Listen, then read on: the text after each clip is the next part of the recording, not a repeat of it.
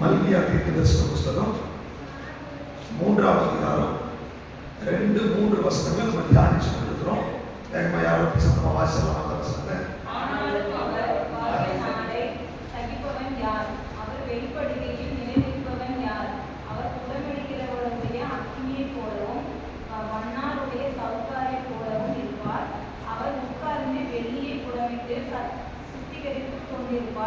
அவர் தேவியின் புத்திரரை சுத்திகரித்து அவர்கள் கர்த்தருடையவர்களாய் இருக்கும்படிக்கும் நீதியாய் காணிக்கை செலுத்தும்படிக்கும் அவர்களை பொன்னையும் போலவும் வெள்ளியை போலவும் உணர்த்துவார். இப்போ இந்த 21 நாளும் ஆண்டவர் நம்மை ஜெபிக்க வைத்திருக்கிறார், வேதத்தை வாசிக்க வைக்கிறார், ஆண்டவருடைய பிரசன்னத்துக்குள்ள போக வைக்கிறார். நீங்க யோசிச்சு பாருங்க, 21 நாள் இப்ப ஒரு பிளான் பண்ணலன்னா இந்நேரம் நம்ம வேற எங்கேயோ இருந்திருப்போம், ஜெபிச்சுட்டா இருந்திருப்போம், ஆண்டவர் சமூகத்தில் இருந்திருப்போம், சமையல் பண்ணிட்டு இருந்திருப்பீங்க, குழந்தைகளை படிக்க வச்சுட்டு இருந்திருப்பீங்க, ஏதாவது ஒன்று பண்ணிட்டு இருந்திருப்பீங்க. அப்போ உலகத்தோட நம்ம பிஸியா இருந்து நம்ம பழகிட்டோம். நம்ம வாழ்க்கையில நம்ம உலகத்தோட பிஸியா இருந்தே நிறைய ஆவிக்குரிய ஆசீர்வாதங்களை இழந்து போயிட்டோம். இழந்துட்டோம். நம்ம இழந்ததுனாலதான் ஆண்டவர் நம்மளை நேசிக்கிறதுனால எப்படியாவது ஒரு பிளான பண்ணி அவர் பக்கத்துல கொண்டு வந்து விட்டார். ஹல்லேலூயா. எத்தனை பேர் விசுவாசிக்கிறீங்க? ஆண்டவர் உங்களை நேசிக்கிறார். ஆண்டவர் உங்களை நேசிக்கிறதுனால இங்க கொண்டு வந்திருக்கிறார். ஆண்டவர் உங்களை நேசிக்கிறதுனால தான் ஆன்லைன்ல உங்களை கனெக்ட் பண்ணியிருக்கிறார். ஆண்டவர் உங்களை நேசிக்கிறதுனால தான் இந்த இடத்துல அவருடைய மகிமையினுடைய பிரசன்னம் எழுந்தருளி இருக்கிறது. ஹல்லேலூயா. வாயில திறந்து சொல்லுங்க, நீங்க என்னை நேசிக்கிறதுக்காக ஸ்தோத்திரம். சொல்லுங்க, நேசிக்கிறதுக்காக ஸ்தோத்திரம். ஹல்லேலூயா. அப்போ தடைகளை மாற்றி ஆண்டவர் நம்மளை அவர் சமூகத்தில் நம்மளை கொண்டு வந்திருக்கிறார். அப்ப ஆண்டவருடைய ஒரு விருப்பம் என்னன்னு சொன்னா, அவருடைய லேவியர்களை, அவர் பிரித்தெடுத்தவர்களை, அவர் தெரிந்தெடுத்தவர்களை அவர் புடமிட்டு சுத்த பொன்னாய் விளங்க பண்ண வேண்டும் என்று அவரே முடிவு பண்ணிட்டார். ஏன்னா அவங்கள சுத்த பொண்ணாதான் நான் வச்சிருந்தேன், ஆனா இந்த பிஸியாவே இருந்ததுனால என்னாச்சுன்னா அதனுடைய அந்த சுத்தம் கெட்டு போயிடுச்சு, அந்த பரிசுத்தம் கெட்டு போயிடுச்சு, தேவனோட உறவு கெட்டு போயிடுச்சு, தேவ பிரசன்னம் அவங்களை விட்டு விலகிடுச்சு, ஜெப ஆவி அவங்களை விட்டு மாறிடுச்சு, அபிஷேகத்துல குறைவு வந்துருச்சு, அவருடைய ஜெப வாழ்க்கையில வேத வாசிப்புல குறைவு வந்துருச்சு, அவருடைய ஆராதனையில குறைவு வந்துருச்சு. எனக்கும் அவங்களுக்குள்ள உறவுல ஏதோ ஒரு போராட்டம்.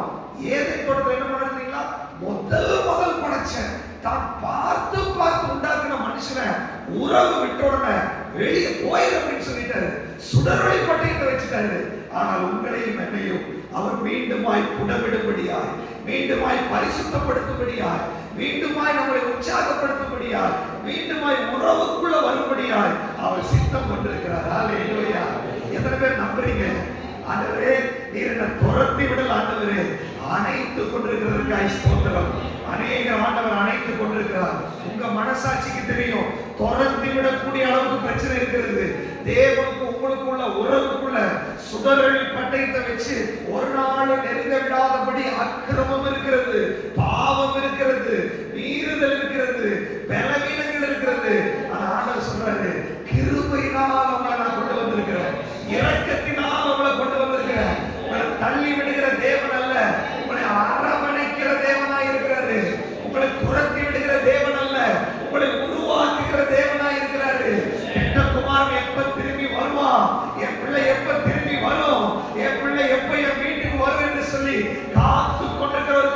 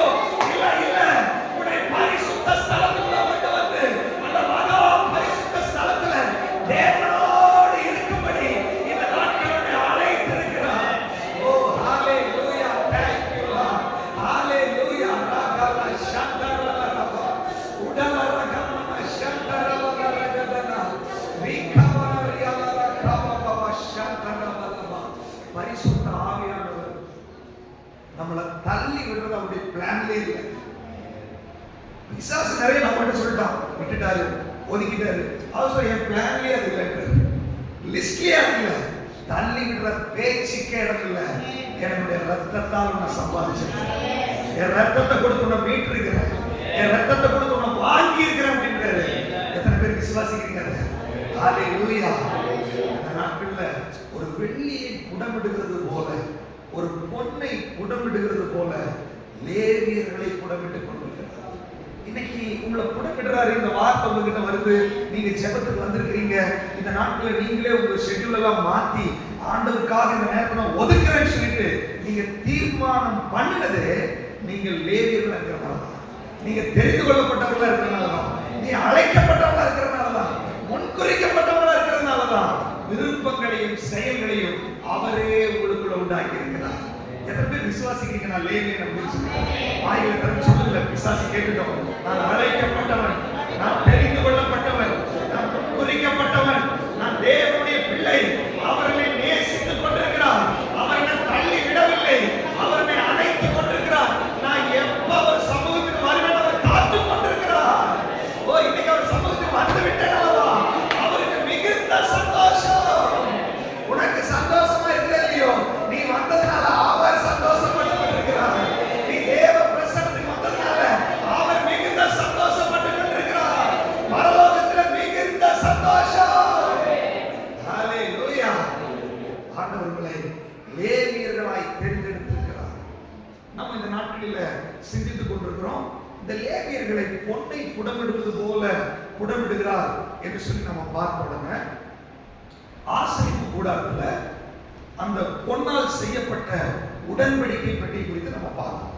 அது நம்முடைய வாழ்க்கையில கம்பேர் பண்ணும்போது நம்முடைய ஆவி மனுஷனை, உள்ளான மனுஷனை குறித்து சொல்லப்பட்டிருக்கிறது. அந்த உள்ளான மனுஷன் வல்லமையாய் பலப்பட வேண்டும். அந்த உள்ளான மனுஷனுக்குள்ள ஜீவ தண்ணீருள்ள நதிகள் ஓட வேண்டும். அவன் தேவனோட கனெக்டடா இருக்கணும்னு சொல்லி இந்த நாட்களில பரிசுத்த ஆவியானவரை குறித்தும் பரிசுத்த ஆவியினுடைய அபிஷேகத்தில் வெளிப்படுகிற அக்கினியை குறித்து நம்ம தியானித்துக் கொண்டிருக்கிறோம். அந்த உள்ளான மனுஷனுக்குள்ள தேவனோடு நெருங்க முடியாதபடி, தேவ பிரசன்னத்தை அனுபவிக்க முடியாதபடி எதெல்லாம் தடையா இருக்குதோ, உங்களுக்கு தெரியுதோ இல்லையோ, இந்த 7 நாளுக்கு மேல அவருடைய அக்கினி சுட்டெரித்துக் கொண்டிருக்கிறது. அவருடைய அக்கினி சுட்டெரித்து எத்தனை பேர் விசுவாசிக்கிறீங்க? அவருடைய வசனம் என்ற அக்கினி வந்து கொண்டிருக்கிறது. எரேமியால வாசிக்கிறோம், அவர் வாயிலிட்ட வார்த்தைகள் அக்கினியாயும் ஜனங்களை விறகுமாய் மாற்றினார்.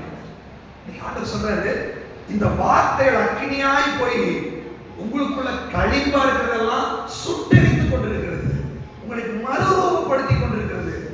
ஆவிக்குள்ளாக நீங்க வளர்ந்து கொண்டிருக்கிறீர்கள். எத்தனை பேர் அதை உணர்றீங்க? நான் வளர்ந்துட்டு இருக்கேன். உண்மையில நான் சொல்றதுனால சொல்றீங்களா இல்ல வளர்ற மாதிரி தெரியல? கோல் துளிர் விடுதா, அது பூ பூக்கும், அது காய் காய்க்கும், அது கனி கொடுக்கும். நீ ஆரோனுடைய கோல் என்பதையும் நீ தெரிந்து கொள்ளப்பட்டவன் என்பதையும் நிரூபிக்காமல் ஆண்டவர் விட மாட்டார். ஆண்டவர் உன்னை நிரூபிக்காமல் உலகத்தை விட்டு நீங்க போகவே மாட்டீங்க. ஹல்லேலூயா. ஆண்டவருடைய அழைப்பு உங்க மேல இருக்கிறது, அவருடைய திட்டம் உங்க மேல இருக்கிறது. அப்ப ஆசரிப்பு கூடாரத்துல அந்த பரிசுத்த ஆவியானவரையும் அந்த ஷெக்கினா மகிமை அங்க இறங்கி வர்றதையும், அதனால அந்த உடன்படிக்கை பற்றி ஜொலித்துக் கொண்டிருக்கிறதையும், அது நம்முடைய ஆவிக்குரிய வாழ்க்கையினுடைய அந்த தேவ பிரசன்னத்தையும் அந்த மகிமையையும் காண்பிக்கிறதை குறித்து கடந்த நாட்களில் நிறைய காரியங்களை நம்ம தியானிச்சுட்டு இருந்தோம். இன்றைக்கு அந்த ஆசரிப்பு கூடாரத்தினுடைய மகா பரிசுத்த ஸ்தலத்திலிருந்து கொஞ்சம் முன்னாடி வந்தா பரிசுத்த ஸ்தலம். மகா பரிசுத்த ஸ்தலம் என்னுடைய ஆவியை குறிக்கிறது என்றால், பரிசுத்த ஸ்தலம் என்னுடைய ஆத்மாவை குறிக்கிறது, என்னுடைய மைண்டை குறிக்கிறது. பரிசுத்த ஸ்தலத்துல அந்த ஆராதனை நடந்து முடிந்ததுக்கு பிற்பாடுதான் மகா பரிசுத்த ஸ்தலத்துக்குள்ளே போக முடியும். பரிசுத்த ஸ்தலத்தை தாண்டிதான் மகா பரிசுத்த ஸ்தலத்துக்குள்ள போக முடியும். அதுக்கு வெளியில பிராகாரம் இருக்கிறது, அதனுடைய சரீரத்தை குறிக்கிறது. அப்ப பிராகாரத்திலிருந்து பரிசுத்த ஸ்தலம், அங்கிருந்து மகா பரிசுத்த ஸ்தலம். சோ இன்னைக்கு அந்த பரிசுத்த ஸ்தலத்துக்குள்ளாக நம்ம தியானிக்க போறோம். மகா பரிசுத்த ஸ்தலத்துக்குள்ள சீக்ரெட், அது ஒரு சீக்ரெட் பிளேஸ். அதுக்குள்ள ஒரு 3 பொருள் இருந்தது, அது வெளியில தெரியாது. அது உள்ளே மறைக்கப்பட்டிருந்தது. நம்முடைய ஆவிக்குரிய வாழ்க்கையோடு அதை தொடர்பு படுத்தி நம்ம சிந்திச்சு கொண்டிருக்கோம். ஆனா பரிசுத்த ஸ்தலத்துல நீங்க பார்க்கிற மாதிரியே 3 பொருள் இருக்குது.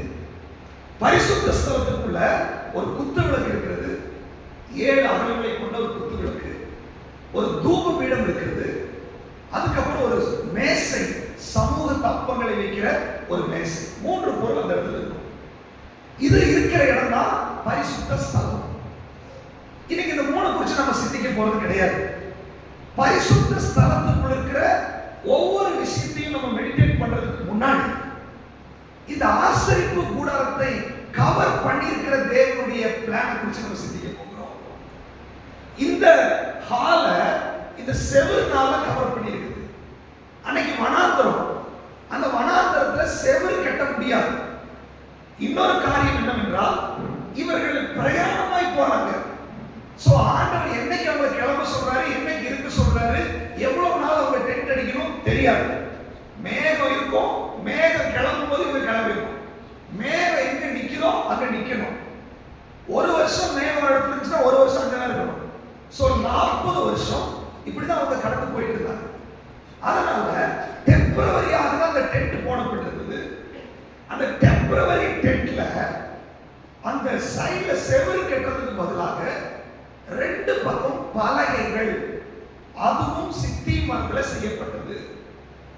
அந்த பலகையுடைய டைமென்ஷன் ஹைட் 10 முழம், அகலம் 1.5 முழம். அதுவும் மனுஷீகத்தை குறிக்கிறது. இந்த அறனால எல்லாம் அறவுரையா இருக்கிற நம்மளதான் குறிக்கிறது இல்லையா? அந்த 10 முழம், அந்த 10 கற்பனைகளின் மூலமாய் தேவன் நம்மை உயர்த்துகிறதை குறிக்கிறது, அல்லது தேவனோடு நம்மை கனெக்ட் பண்ணுகிறதை குறிக்கிறது. சோ அது மரம். இந்த மரத்தையும் இந்த பலகைகளையும் பொன் தகட்டால் மூடப்பட்டிருக்கிறது. மரம் வெளியே தெரியாது, சுத்தி பொன் தகடு. ஒரு சைடு 20, இந்த சைடு 20 பலகைகள். அந்த முன்னாடி சைடு, அதாவது உள்புறமா இருக்கிற சைடு 8 பலகைகள், 2 கார்னருக்கு 2 பலகைகள் என்று சொல்லி இந்த பலகைகள் சுற்றியும் அடிக்கப்பட்டிருக்கு. ஃப்ரண்ட் சைடு வாசல், அதுக்கு மேல தெரசை எல்லாம் போட்டுருக்கோம். ஸோ இன்னைக்கு அந்த பலகைகளை குறித்து ஆவியானவரோடு நம்மோடு கூட இடைப்படுவாராக. இன்னைக்கு பரிசுத்த ஆவியானவர் நம்மோடு கூட இடைப்பட்டு நம்மை பலப்படுத்தும்படியாய் ஆண்டவருடைய சமூகத்தில் நம்ம விட்டுக் கொடுக்க போகிறோம். இந்த காரியங்களை நீங்க வாசிக்க வேண்டும் என்றால் யாத்திரையாகமத்தின் புஸ்தகம் வாசிக்கலாம்.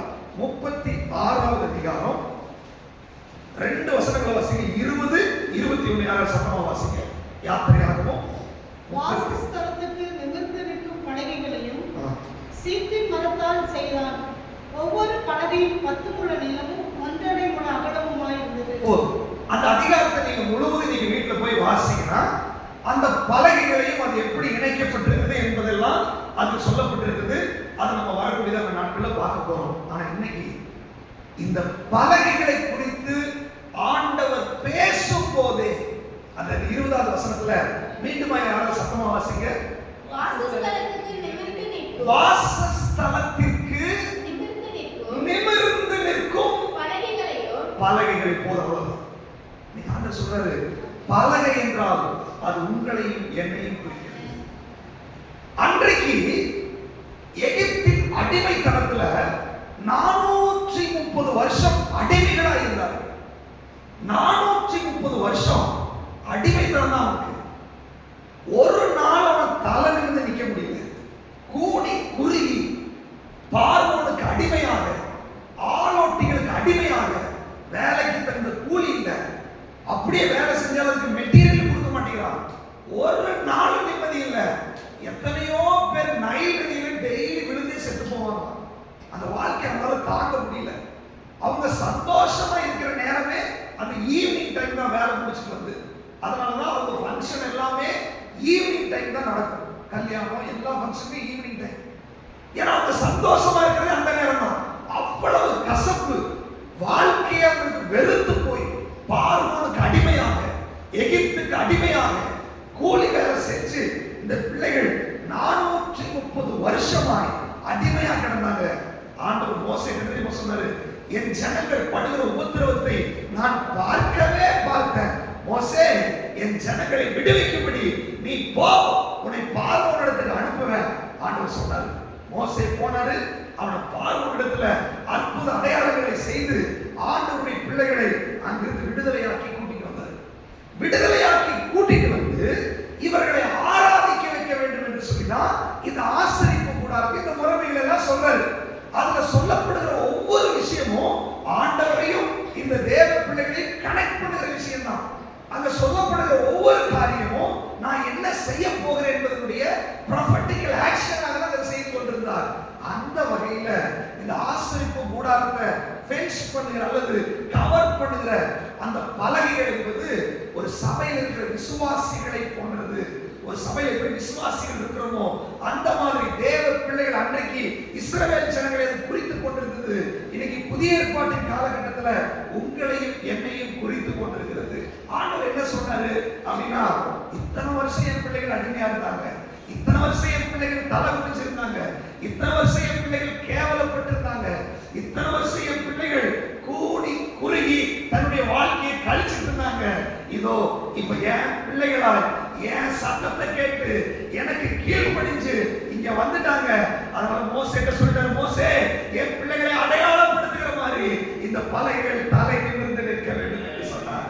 இன்னைக்கு ஆண்டவர் சொல்றாரு, இது 21 நாள் உபவாச ஜெபத்துல உன்னை தலை நிமிர்ந்து நிறுத்தும்படியாய், உன்னுடைய கூனி குறுகின வாழ்க்கையுடைய அனுபவத்துக்கு முடிவு கட்டும்படியாய், உன்னுடைய அடிமைத்தன வாழ்க்கைக்கு முடிவு கட்டும்படியாய். நீ பல வருஷங்கள் அடிமையாக இருந்திருக்கலாம், பல வருஷங்கள் நீ கூனி குறுகி இருந்திருக்கலாம், பல வருஷங்கள் நீ அடிமை வேலை செஞ்சுட்டு இருந்திருக்கலாம், பல வருஷங்கள் உன் தலை நிமிராதபடிக்கு உன் வாழ்க்கை, உன் குடும்பம், உன் ஜெனரேஷனே பிரச்சனையா இருந்திருக்கலாம். ஆனா ஆண்டவர் சொல்றாரு, என் வார்த்தை கேட்டு நீ புறப்பட்டு வந்தாய் அல்லவா, இனி ஒரு நாள் நீ தலை நிமிர்ந்து நிற்க போறதில்ல, நீ வாழ்க்கை முழுவதும் தலை நிமிர்ந்து நிற்பதற்கு அடையாளமாக மோசே இந்த பலகையை நிறுத்து அப்படின்னாரு. பாருங்க, கூடாரம் டென்ட் போடுறதுல பார்த்தீங்கன்னா இப்படிதான் இருக்கும். டென்ட் இப்படிதான் இருக்கும், இப்படி வளைஞ்சு அப்படிதான் இருக்கும். ஆண்டு சொல்றாரு, இல்ல இல்ல, இது என் பிள்ளைகளுடைய வாழ்க்கையுடைய அடையாளம். நான் என் பிள்ளைகளை அழைத்து அவர்களை என்ன பண்ணுவேன்றதுடைய அடையாளமா தான் இதெல்லாம் செய்யணும். எல்லா மெஷர்மெண்ட்டும் பரலோகத்திலிருந்து கொடுக்கப்பட்டது. அப்படின்னா பரலோகத்துல ஒரு பெரிய பிளான் இஸ்ரவேல் ஜனங்களை குறித்து இருந்தது. அந்த பிளானின் படி அது தலை நிமிர்ந்து நின்னது போல இன்னைக்கு வரைக்கும் ஒரு யூதன் யாருக்கு தலை குனியவே மாட்டான், எந்த நாட்டு கொடிக்கு சல்யூட் அடிக்கவே மாட்டான்.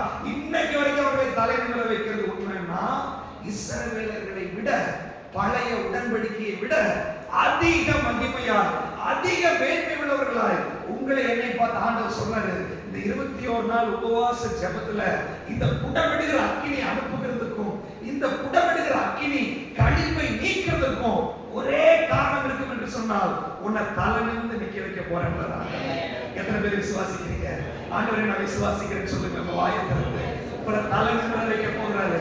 உன் வெட்கத்தை மாத்த போறார் ஆண்டவர். உன்னுடைய கூடி குறுகி நீ வாழ்ந்த வாழ்க்கைக்கு ஆண்டவர் ஒரு முடிவை கட்ட போகிறது. நீ வாழ்க்கையில கூடி குறுகி இருந்த இஸ்ரவேல் ஜனங்கள் 4 தலைமுறையா தலை நிமிரல. ஆண்டவர் சொல்றாரு, தலைமுறை தலைமுறையா நீ கூடி குறுகி இருக்கிறாயா?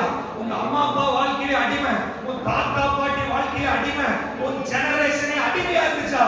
நீங்க ஆண்டவர் சொல்றாரு, இஸ்ரவேலின் தேவனுடைய செட்டைகளின் நிழலில் நீ வந்து விட்டாய், இஸ்ரவேலின் தேவனை அழைத்து விட்டாய். நீ அடிமையா இருக்கிறதுக்கு இல்ல, நீ தலை குனிந்து இருப்பதற்கு அல்ல, உன் தலையை நிமிர்த்தும்படி கர்த்தருடைய வலது கையை பிடித்துக் கொண்டிருக்கிறார். எத்தனை பேர் விசுவாசிக்கிறீங்க? இந்த தலையை உயர்த்த போறவங்கள உன்னை தலை நிமிர்ந்து நிக்க வைக்க போறாரு, உன்னை தலை நிமிர்ந்து நிக்க வைக்க போறாரு. ஹalleluya, ஹalleluya. இப்ப நல்லா கவனிச்சுக்கோங்க. ஆண்டவர் அந்த ஒரு பிளான்ல தான் நம்மளை ரட்சிச்சார். நம்ம அதுக்காக ரட்சிச்சார். இருளின் அதிகாரத்திலிருந்து ஒளியில் உள்ள பரிசுத்தவான்களுடைய சுதந்திரத்திலே பங்கடைவதற்கு உங்களை தெரிந்தெடுத்தார். ஆனால் ரட்சிக்கப்பட்டோம், அபிஷேகம் பண்ணப்பட்டோம், ஆவிக்குரிய வாழ்க்கையில் இருக்கிறோம், ஞானஸ்நானம் எடுத்துட்டோம், சபைக்கு வர்றோம், எல்லாம் பண்ணிட்டு இருக்கிறோம். ஆனாலும் பிசாசு பல பிரச்சனைகள் நம்மளை சுத்தி போட்டு போட்டு தலை நிமிர்ந்து நிற்க முடியாதபடி நம்மளை குறுக வச்சு நம்மளை கில்ட்டி கான்ஷியஸ் கூட கொண்டு வந்து தலை நிமிர்ந்து இந்த காரியத்தை செய்ய முடியாதபடி இன்னைக்கு பலரையும் தேவ பிள்ளைகளை தலை குனிய வைத்திருக்கிறான். கூனி குறுக வைத்திருக்கிறான். மத்தவங்க முன்னாடி நிக்க முடியல, ஒரு சபை முன்னாடி நிக்க முடியல, சமுதாயத்துல நிக்க முடியல, ஆண்டவருடைய பிள்ளை முன்னாடி நெஞ்ச நிறுத்தி பேச முடியல, அல்லது சோசியல் லைஃப்ல கம்பெனில எங்க வேணாலும் சரி நிமிர்ந்து நின்று அதிகாரத்தோடு பேச முடியல.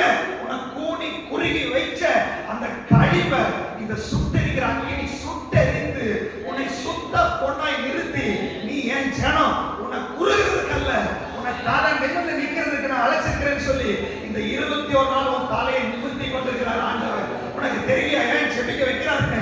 உனக்கு தெரியலையா ஏன் வேதத்தை வாசிக்க வைக்கிறாருன்னு? உனக்கு தெரியலையா ஏன் இந்த சத்தியங்களை உன் காதுல கொண்டு போய் கொண்டிருக்கிறார்? இன்னைக்கு ஆண்டவர் சொல்றாரு, சத்துருக்களுக்கு முன்னாடி ஒரு பந்தி ஆயத்தப்படுத்துவேன், உன் தலையை எண்ணெயால் அபிஷேகம் பண்ணுவேன், உன் தலை நிமிர்ந்து நிற்க போகிறது. எத்தனை பேர் விசுவாசிக்கிறீங்க? நீங்க விசுவாசிக்கிறவர்களுக்குள்ள இன்னைக்கு உங்க தலையை நிமிர்த்தபடியான அந்த அபிஷேகம் இறங்கி வந்து கொண்டிருக்கு. தலையை நிமிர்த்தபடியான அபிஷேகம் இறங்கி வந்து கொண்டிருக்கு. எத்தனை பேர் விசுவாசிக்கிறீங்க? வாய்களை திறந்து அறிக்கைப்பட்டு, ஆண்டவரே என்னுடைய குறுகிற நாட்களுக்கு முடிவு உண்டாகிறது, தலை முடிஞ்ச நாட்களுக்கு முடிவு உண்டாகிறது, என்னுடைய வெட்கத்தின் நாட்களுக்கு முடிவு உண்டாகிறது, என்னுடைய துக்கத்தின் நாட்களுக்கு முடிவு உண்டாகிறது, என்னுடைய குழப்பத்தின் நாட்களுக்கு முடிவு உண்டாகிறது, என்னுடைய கன்ஃபியூஷனுடைய நாட்களுக்கு முடிவு. ஆண்டவரே இனி நான் தலை நிமிர்ந்து நிற்க போறேன், இனி நான் தெளிவா நடக்க போகிறேன், இனி நான் கான்ஃபிடென்ட்டா இருக்க போகிறேன். ஆண்டவரே இனி என்னுடைய வார்த்தைகள் கான்ஃபிடென்ட்டா இருக்க போகிறது, இனி என்னுடைய பேச்சு அதிகாரமா இருக்க போகிறது. நான் யாருக்கு தலை குனிய வேண்டிய அவசியம் இல்லை, எந்த மனுஷனுக்கு முன்னாடி தலை குனிய வேண்டிய அவசியம் இல்லை, எந்த நபர்களுக்கு முன்னாடி கோணி கொழுகி நிற்க வேண்டிய அவசியம் இல்லை. அவருடைய ரத்தத்தால் உன்னை சம்பாதித்திருக்கிறார், அவருடைய ரத்தத்தால் உன்னை விடுவிச்சிருக்கிறார். என் ஜனம் ஒரு நாள் வெட்கப்பட்டு போகாது, என் ஜனம் ஒரு நாள் வெட்கப்பட்டு போகாது. உன் தலையை நிமிர்த்துகிறாரு, உன் தலையை நிமிர்த்துகிறாரு, உன் தலையை நிமிர்த்துகிறாரு. உன் வெட்கம் மாறுகிறது, வெட்கம் என்ற களிப்பு மாறுகிறது, பயம் என்ற களிப்பு மாறுகிறது. அவமான சின்னமாய் நீ இருந்திருக்கலாம், நீ ஒரு அவமான சின்னமா. ஆண்டவர் சொல்றாரு, உன் தலையை உயர்த்த போறேன். நல்லா கவனிச்சுக்கோங்க, உண்மையில நம்ம ஒரு அவமான சின்னதான், நம்ம செஞ்ச பாவத்துக்கும் அக்கிரமத்துக்கும். ஆண்டவர் சொல்றாரு, அதை பொன் தகட்டால் மூடிட்டேன், அதை எனக்கு வெளியே பார்க்கவே மாட்டேன்றார் ஆண்டவர். எத்தனை பேர் அதை விசுவாசிக்கிறீங்க? ஆண்டவரே என்னுடைய வெட்கத்தை, என்னுடைய துக்கத்தை, என்னுடைய அவமானத்தை பொன் தகட்டால் மூடி விட்டதற்காய் ஸ்தோத்திரம். இது நான் மாற இல்ல ஆண்டவரே, நான் தங்க ஆண்டவரே, நான் மரத்துக்கும் தங்கத்துக்கும் வேல்யூ பாருங்க. மரம் எவ்வளவு? 1 கிலோ, 1 கிலோ மரம் போதும். ஒரு அப்ராக்சிமேட் ஹை குவாலிட்டி மரமே எவ்வளவு இருக்கும்? ஒரு 1000 ரூபாய் இருக்கும். தங்கம் 1 கிலோ, ஆண்டவர் சொல்லுங்க 1 கிலோ தங்கம் எவ்வளவு? 20 lakhs. Okay, approximately 20 lakhs. பாருங்க, 1000 ரூபாய் இருந்தா ஒண்ணு 20 லட்சம் ஆண்டவர் மாத்திட்டார். அப்புறம் வேல்யூ ஆண்டவர் மாத்திக்கிட்டார். பிசாசு என்ன பண்றான்னா, வேல்யூ ஆனாலும் அதை புரிஞ்சுக்காதபடி உள்ள வச்சிருந்தான். ஆண்டவர் சொல்றாரு, இந்த 21 நாள் உபவாச ஜெபத்துல உன்னோட வேல்யூ இன்க்ரீஸ் ஆகிட்டு இருக்குது, உன் குடும்பத்துல உன்னுடைய வேல்யூ இன்க்ரீஸ் ஆகுது, நீ வேலை செய்யறதுல உன்னோட வேல்யூ இன்க்ரீஸ் ஆகுது, சொந்த பந்தங்கள் முன்னாடி உன்னுடைய வேல்யூ இன்க்ரீஸ் ஆகுது, சபையில உன்னுடைய வேல்யூ இன்க்ரீஸ் ஆகுது, சமுதாயத்துல உன் வேல்யூ இன்க்ரீஸ் ஆகுது. நீ நிமிர்ந்து நிற்க வேண்டியவன், நீ சாஞ்சி நிக்கிறதுக்கு உன்னை அழைக்கல, நீ படுக்கிறதுக்கு உனக்கு அழைக்கல, தலை குனியதுக்கு உன்னை அழைக்கல, நீ வெட்கப்பட்ட அவமான சின்னமா இருப்பதற்கு ஆண்டவருடைய அழைக்கல. எத்தனை பேருக்கு புரியுது? உன்னை தலை நிமிர வைக்க போறாரு. அது எனக்கு தான் ஆண்டவரே, நான் தான் ஆண்டவரே சொல்லி விசுவாசிக்கிறவர்கள் மேல தலை நிமிர வைக்கிற அபிஷேகம் இறங்கி வந்து கொண்டிருக்கிறது. ஓ ஹalleluya. பரிசுத்த ஆவியானவர் அநேகரை தலை நிமிர வைத்துக் கொண்டிருக்கிறார், அநேகரை தலை நிமிர வைத்துக் கொண்டிருக்கிறார், அநேகரை தலை நிமிர வைத்துக் கொண்டிருக்கிறார். கழிவெல்லாம் மாறுது, ஓ வேல்யூ கூடுது. 1000 ரூபாய் கூட மதிக்காத உன்னை 20 லட்சத்துக்கு மேல நீ கோல்டாய் மாறுகிறாய், நீ சுத்த பொன்னாய் மாறுகிறாய். உன்னுடைய வேல்யூ இன்க்ரீஸ் ஆயிடுச்சு. ஹalleluya. 21 நாள் ஃபாஸ்டிங் பிரேக் அப்புறம் உன்னுடைய வேல்யூ இன்க்ரீஸ் ஆனதை நீ பார்க்க போறாய். ஹalleluya. ஆண்டவர் பார்த்தார், வருஷங்களா என் பிள்ளைகளை அடிமை பண்ணி வச்சிருக்கிறியா? வருஷங்களா தலைமுடிய வச்சிருக்கிறியா? இல்ல இல்ல, தலை நிமிர வைக்கிறதுக்கு அடையாளமாய் ஆசைப்பு கூடத்துல பலகை நிமிர்த்தி வச்சார் ஆண்டவர். எத்தனை பேர் விசுவாசிக்கிறீங்க? நீங்க என்னை நிமிர்த்தி வச்சிருக்கிறதுக்காய் ஸ்தோத்திரம் சொல்லுங்க. என்னை நிமிர்த்தி வச்சதற்காய் ஸ்தோத்திரம். நான் நேரா நிக்கிறேன் ஆண்டவரே, நான் குனிய மாட்டேன், நான் பயப்பட மாட்டேன். ஆண்டவரே, என் தலையை நீங்க உயர்த்ததற்காய் ஸ்தோத்திரம். தலை குனிய வைக்கிற நிறைய சிச்சுவேஷன்ஸ் முதல்ல பாவம், நம்ம செஞ்ச பாவங்கள் இருக்கு பாருங்க, அது ஒரு கட்டத்தில் நம்ம தலை முடியாது. செய்யும் போது நம்ம வேகத்தில் செஞ்சிருப்போம், ஒரு கட்டத்தில் தலை நிமிர்ந்து பார்க்க முடியாது, கூனி குறுக வச்சிருக்கோம். பல பாவங்கள் நம்முடைய வாழ்க்கையில நம்மளை கூனி குறுக வைத்திருக்கலாம். யாரு சொல்றாரு, உன் பாவத்தால நான் மன்னிச்சுட்டேன், நீ தலை நிமிர்ந்து. பாவத்தோட இருக்கிற விஷயத்துல நம்ம செஞ்ச பாவம் நம்மளை தலை பண்ணி வச்சிருக்கோம். சில பாவங்கள் பார்த்தீங்கன்னா நம்ம பிள்ளைகள் செஞ்ச பாவம் பெற்றோர்களை தலை பண்ணி வச்சிருக்கோம். தலை நிமிர முடியல, சபையில தலை நிமிர முடியல, சொந்த பந்தம் முன்னாடி தலை காமிக்க முடியல, தலை புனிய வைக்கிற அனுபவம். சில இடத்துல கணவன் ஒரு தப்பு பண்ணிட்டு வந்திருப்பாரு, மனைவிக்கு வெளியில தலை காட்ட முடியாது, தலை காமிக்க முடியல, மற்றவங்க கிட்ட பேச முடியல, அவமானம். மனைவி தப்பு பண்ணிருப்பாங்க, கணவன் தலை காமிக்க முடியாது, அவமானம். சில இடத்துல பெற்றோர்கள் தப்பு பண்ணிருப்பாங்க, பிள்ளைகள் 4 பேர்கிட்ட சேர்ந்து பழக முடியாது. பிசாசு என்ன பண்றது தெரியுமா? பாவம் என்ற ஒரு கட்டை கொண்டு வந்து கூனி குறுக வைக்கிறான், மனிதர்கள் தலகுனிய வைக்கிறான். ஆனா வேதம் சொல்லுகிறது, நாம் பாவிகளாக இருக்கையில் கிறிஸ்து நமக்காக மரித்தார், அவர் நம் மீது வைத்த அன்பை விலகப்படினார். நம்முடைய பாவங்களுக்கு தக்கதாய் நமக்கு செய்யாமல் 103 சங்கீதம் சொல்லுகிறது, நம்முடைய அக்கிரமங்களுக்கு தக்கதாய் நமக்கு சரி கட்டாமல். பூமிக்கு வானம் எவ்வளவு உயரமா இருக்கிறதோ அவ்வளவு தூரம் நம்ம மேல கிருபையாயிருந்தார். மேற்குக்கும் கிழக்குக்கும் எவ்வளவு தூரமோ அவ்வளவு தூரமாய் நம்முடைய பாவங்களை நம்ம விட்டு விலக்கி விட்டார். ஆண்டவர் பாவத்தை தூக்கி வீசிட்டார் அப்படின்னு. ஒருவேளை பாவம் மன்னிச்சத உங்களுக்கு தெரியாத கழிவு உள்ள, உங்களுக்கு தெரியக்கூடாதுன்னு சொல்லி கழிவை உள்ள வச்சு பிசாசு உள்ள ஏமாத்தி இருந்திருக்கலாம். இல்ல பாவம் மன்னிக்கப்படாமையே இன்னும் பின்தொடர்கிற பாவமாய், பின்தொடர்கிற பார்வன் மாதிரி உங்களை டிஸ்டர்ப் பண்ணி உங்களை கூனி குறுக வச்சுட்டே இருக்கலாம். ஆனா இன்னைக்கு 21 நாள் ஃபாஸ்டிங் பண்ணிக்கிற அவருடைய சுட்டெரிக்கிற அக்கினி உங்களுடைய குற்ற மனசாட்சியை ஆண்டவர் சொல்ல, இள வயதின் பாவத்தை எல்லாத்தையும், உங்களுடைய இள வயதின் துக்கத்தை எல்லாத்தையும் நீ மறந்து உங்களுடைய எல்லா காரியத்தையும் உங்களிருந்து எடுத்து போட்டு கர்த்தருடைய பரிசுத்த கூட்டமாய், ராஜரீக ஆசாரிய கூட்டமாய் அவருடைய லேவி நாம மாற்றாரு. இன்னைக்கு ஆண்டவர் சொல்ற எல்லாரும் வாய்களை திறந்து அறிக்கை பண்ணுங்க, ஆண்டவரே என் பாவத்தை நீங்க மன்னிச்சதுக்காய் ஸ்தோத்திரம். இயேசு கிறிஸ்துவின் ரத்தம் சகல பாவங்களை நீக்கி நம்மை சுத்திகரிக்கும் என்று வேதம் சொல்லுகிறது. உன் பாவம் உன்னை தலைக்குனிய வச்சிருந்துச்சுன்னா இன்னைக்கு இயேசு சொல்றாரு, இந்த 21 நாள் உபவாச ஜெபத்துல ரத்தாம்பரம் போல் சிவப்பா இருக்கிற பாவத்தை உறைந்த மலையை போல வெண்மையாய் மாற்றி உன்னை பரிசுத்தப்படுத்தும்படி அவருடைய ஷேக்கினா மகிமை இறங்கி வந்திருக்கிறது. இனி நீ தலைக்குனிய வேண்டிய அவசியம் இல்லை, நீ செஞ்ச பாவத்துக்காக நீ வருந்த வேண்டிய அவசியம் இல்லை, நீ செஞ்ச பாவத்துக்காக எப்படி நிக்கிறதுன்னு சொல்லி நீ நினைக்க வேண்டிய அவசியம் இல்லை. இன்னைக்கு நீ ஆண்டவர் சமூகத்துல ஒப்பு கொடுத்தா இந்த பாவம் யாரெல்லாம் மனசுல வச்சிருக்காங்களோ அவங்க மனசுல அதை டெலீட் பண்ண போகிறாரு. ஆண்டவர் உன்னை குறித்ததான தவறான இன்ஃபர்மேஷனை டெலீட் பண்ண போறார் ஆண்டவர். இன்னைக்கு அந்த ஷேக்கினா மகிமை இறங்கி வந்து உன்னை தலை நிமிர வைக்க போகிறது. எங்கெல்லாம் தலை குனிந்தாயோ, பெற்றோர்கள் நினைச்சு பிள்ளைகள், பிள்ளைகளை நினைச்சு பெற்றோர்கள், கணவனை நினைச்சு மனைவி, மனைவியை நினைச்சு கணவன், பிள்ளைகளை நினைச்சு பெற்றோர்கள், அப்படி உங்க குடும்பத்துக்குள்ள, சபைக்குள்ள, சமுதாயத்துக்குள்ள தலை நிமிர முடியாதபடி ஏதாவது காரியம் ஆட்டி படைக்கிறதுனா எனக்கு ஆண்டவர் சொல்றாரு, உன்னை தலை நிமிர்ந்து நிற்கும்படியாக அழைச்சிருக்கிறேன். இதோ பட்சிக்கிற அக்கினி அந்த கழிவை சுட்டெரிப்பதாக. உடவிடுகிற அக்கினி உன்னை உடவிடுகிறது. உன் பாவத்தை உன்னை விட்டு எடுக்கிறார் ஆண்டவர், உன் பாவத்தை உன்னை விட்டு எடுக்கிறாரு, குற்ற மனசாட்சி உன்னை விட்டு எடுக்கிறார். இப்பொழுது இயேசுவின் நாமத்துல 4 தலைமுறையாய் உன்னை தொடர்கிறதா, ஜெனரேஷன் பை ஜெனரேஷனா இந்த பாவம் வாசற்படியா படித்திருக்கிறதா, இந்த பாவம் உன்னை பின்தொடர்கிறதா. ஆண்டவர் சொல்றாரு, இஸ்ரவேல் ஜனங்களை ஒரு ராத்திரியில விடுதலை பண்ணி கொண்டு வந்த மாதிரி இன்றைக்கு ராத்திரி உன்னை விடுவிக்கிற நாள், இன்றைக்கு ராத்திரி உன் தலையை நிமிர்த்துகிற நாள், இன்றைக்கு ராத்திரி உன் ஜென்ம கர்ம பாவங்களை, உன் ஜென்ம கர்ம பாவங்களை, உன் பிதாக்கள் செய்த அக்கிரமம், உன் பிதாக்கள் செய்த விக்கிரக வழிபாடு, உன் பிதாக்கள் செய்த அக்கிரமம், மனிதர்களுக்கு விரோதமாய் செய்த பாவங்கள், சாபத் தட்டுகள் இன்று ராத்திரி உன் மேல உடைக்கிறார் ஆண்டவர். சாபத் தட்டுகள் உடைக்கப்படுகிறது.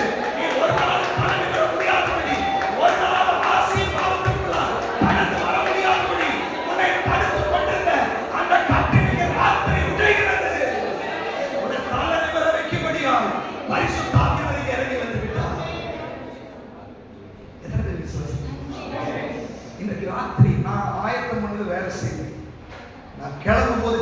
வரும்போது செய்தியை மாத்திக்கிறாங்க. எனக்கு தெரிஞ்சிருச்சு இன்னைக்கு ஒரு விடுதலை இருப்பான். இன்னைக்கு என்னை தலை நிமிர வைக்க போகிறார் ஆண்டவர். இன்னைக்கு என்னை விடுவிக்க போகிறார் ஆண்டவர். எனக்காக இறங்கி வந்து விட்டார். பாவத்தால தலைமுடி சில நேரத்துல இன்னொரு தலைமுறை பிசாசு என்ன பண்ணுங்க தெரியுமா? வறுமை, பினான்சியல் பொசிஷன்ல ரொம்ப இதாச்சுன்னா நம்ம தலைநிலை வரும். மற்றவங்க எல்லாம் சவுண்டா இருக்கும், நம்ம அப்படி கூடி கூடி சக்சஸ்ஃபுல்லான லைஃப் இல்லை, போதிய அளவுக்கு பணம் இல்லை, வேலையில நல்ல வேலை இல்லை, நல்ல வருமானம் இல்லை, நல்ல வீடு இல்லை, நம்முடைய குடும்பம் சரியான நல்ல வஸ்திரங்களை போட்டு போக முடியல. இந்த குற்ற உணர்வுகள் இருக்கு பாத்தீங்களா? அநேகரை கூனி குறுக வைக்கிறது. எல்லாரும் நல்ல ட்ரெஸ் போட்டுட்டு இருக்கும்போது நமக்கு நல்ல ட்ரெஸ் இல்லைன்னா அந்த கல்யாணத்துக்கே போறதில்லை. எல்லாரும் சந்தோஷமா இருக்கும்போது என்னால முடியலையே, நல்ல சாப்பாடு சாப்பிட முடியலையே, நல்ல ட்ரெஸ்ஸை போட முடியலையே. ஆண்டவர் சொல்றாரு, நாம் ஐஸ்வர்யவான்கள் ஆகும்படி அவர் தரித்திரவான்கள். ஆனா பிசாசு என்ன பண்றாரு தெரியுமா?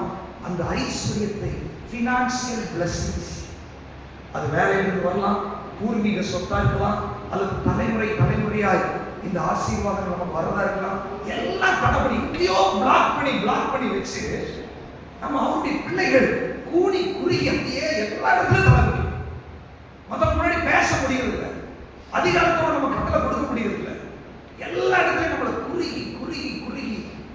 ஆபிரகாம் என்ன பண்ண தெரியுங்களா? நீ இந்த யுத்தம் பண்ணிட்டு வந்தலப்பா, இந்த வெள்ளி பொண்ணெல்லாம் நீ எடுத்துக்க. அவங்க என்னோட பாதரட்சி இருக்கிற சரட்டை கூட என்ன பண்ண மாட்டேன், நான் எடுக்க மாட்டேன். ஏன்னா நீ என்ன ஆசீர்வதிச்சேன்னு வரக்கூடாது. ஆண்டவர் அழைச்ச ஆபிரகாம் சீமானா இருந்தாலும் வசனம் சொல்லுது. ஆனா ஆபிரகாமின் சந்ததியா இருக்கிற உங்களை என்னையும் கூனி குறுக வச்சுட்டான். உண்மைதானா? கூனி குறுக வச்சுட்டான். தலை நிமிர முடியல, நம்ம சாய வச்சுட்டான். பினான்சியல்ல, பொருளாதாரத்துல, நம்முடைய சோசியல் என்விரான்மெண்ட்ல, சபை மத்தியில, சொந்த பந்தங்கள் மத்தியில பல இடத்துல நம்மளை குறுக வச்சுட்டான் பிசாசு. பல காரியங்கள், அதை சம்பந்தப்பட்ட எல்லா காரியங்களிலும். ஆனா இன்னைக்கு ஆண்டவர் சொல்றாரு, உன் தலை நிமிர்த்தி உன்னை ஐஸ்வர்யவான் ஆக்கும்படிதான் நான் தரித்திரன். இந்த நகுமி ரூத்தின் புஸ்தகத்தில் நீங்க வாசி பார்த்தீங்கன்னா, அந்த சபிக்கப்பட்ட தேசத்துல எல்லாம் இழந்துட்டான். இழந்து திரும்ப அங்க வரும்போது என்ன ஏன் நகுமின்னு சொல்றீங்க? நான் ஒரு மாறா கசப்பு.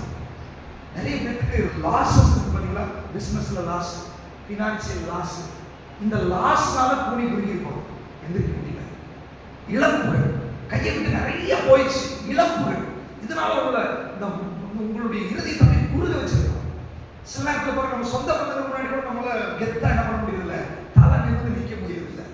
ஆனா நீங்க ஆண்டவர் சொல்றாரு, இந்த பலகை நிமித்தி வச்சதுக்கு அடையாளமே என் பிள்ளைகள் தலை நிமிர்ந்து நிற்கிறதுக்காக.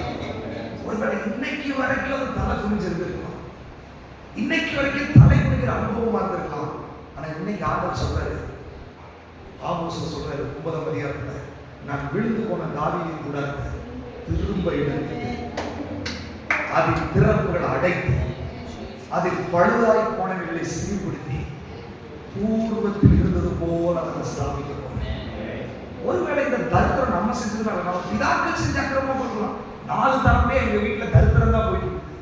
எங்களால தலை சொந்த வீடு கூட வாங்க முடியல, ஒரு வண்டியை கூட வாங்க முடியல. தரித்திரத்தின் ஆகி வெள்ளி பொண்ணு என்னுடைய, பூமி அதனுடைய நிறைவு என்னுடைய. இஸ்ரவேல் ஜனங்களுடைய வாழ்க்கையில சாலமோன் ராஜா காலத்துல வெள்ளிக்கு ஒரு பொருளாவே இல்லை. தாவீது ராஜாவுடைய காலத்துல அவ்வளவு ஐஸ்வர்யம். அப்படிப்பட்ட ராஜாவுடைய பிள்ளைகளாகிய நம்ம இன்னைக்கு நம்ம வாழ்ற ஊர்ல, நம்ம வசிக்கிற தேசத்துல கூனி குறுகி பணத்தினால, பொருளாதாரத்தினால நம்மளை தாழ்த்தி தாழ்த்தி தாழ்த்தி வச்சுட்டு இருக்கிற நாட்களுக்கு ஆண்டவர் ஒரு முடிவை கொண்டு வந்து இஸ்ரவேல் ஜனங்களை நான் விடுவிச்சது தலை நிமிர வைக்கிறதுதான். அவர்களை இன்னைக்கு வரைக்கும் தலை நிமிர வச்ச ஆண்டவர் உண்மையானவர் என்று சொன்னால், ஆண்டவர் எனக்கு சொல்லியிருக்கிறாரு, அதை விட மகிமை இந்த புதிய உடன்படிக்கையில, அதை விட வல்லமை புதிய உடன்படிக்கையில, அதை விட ஆசீர்வாதம் புதிய உடன்படிக்கையில. இந்த ராத்திரி அந்த பினான்சியல் கூனி குறுக வச்ச அந்த பொருளாதார எல்லையில் இருக்கிற கட்டை நீங்க உடைக்கிறார். எத்தனை பேர் விசுவாசிக்கிறீங்க? உன் தலையை நிமிர்த்த போகிறாரு. எல்லாம் வாயில திறந்து அறிக்கை பண்ண போறீங்க. ஹalleluya, thank you holy spirit. ஆண்டவரே, அந்த உடன்படிக்கையின் அக்கினி என்னுடைய பண விஷயத்துல தடுத்து கொண்டிருக்கிற கழிவு முடியல.